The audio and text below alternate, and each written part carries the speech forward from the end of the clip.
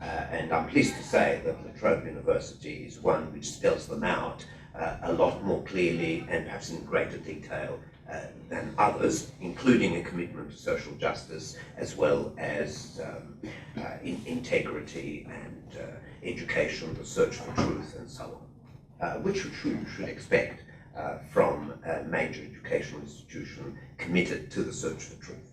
Okay, so in a university context, the notion of values generally, there's sympathy for it, but I think I need to be honest with you. This is not the Centre for Dialogue I'm referring to, but universities generally. It is not as deeply ingrained as perhaps one would hope or expect. And that's part of the reality that one works with. But to reinforce what you were saying, I think this is absolutely correct. And let me give you two examples. Take the question, which has been extremely contentious and topical, climate change, which has undone two political leaders in the last 12 to 18 months in Australia and several others in other parts of the world. Very difficult.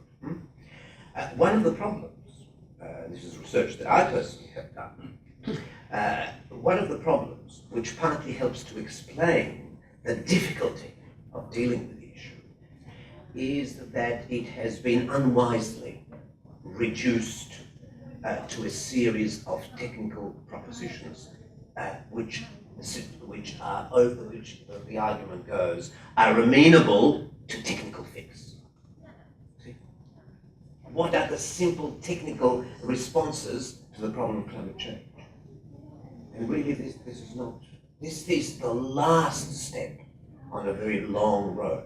The first step must surely be what would be the underlying values that would underpin a society which has struck a better relationship both with the natural environment and amongst people. What would those values be?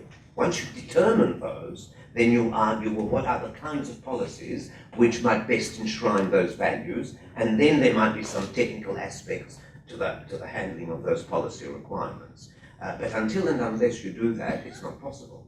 And this is further complicated by the fact that in the case of climate change, you're dealing with the globe, the world. Australia can't sort out climate change on its own, not even the United States could. And you're dealing with people of many different cultural backgrounds, many different perspectives, many different circumstances. And all these points of view and value systems have somehow to be reconciled, and this can only be done through dialogue. So dialogue, at the end of the day, can only be a dialogue about values, although there have been many other things arising from that. And just one final little bit of fleshing out of that point. We often bring together, as I've said, people who are in conflict, or whose groups are in conflict, or whose communities are in conflict, whose sense of identity is in conflict. And one of the things we do in that kind of situation is to encourage them, push them quite hard to fundamentally ask themselves what are the values that they are committed to.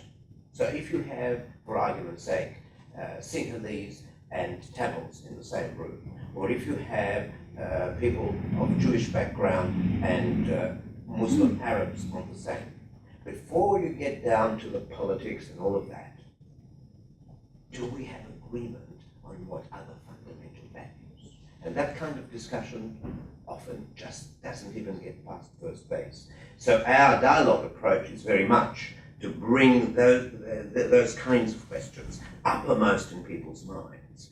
And let's see whether there is in fact a clash of values, or whether in fact it is only something that happens further down the track at the level of policy, politics, interests of one kind, egos, and media, and a whole lot of different things.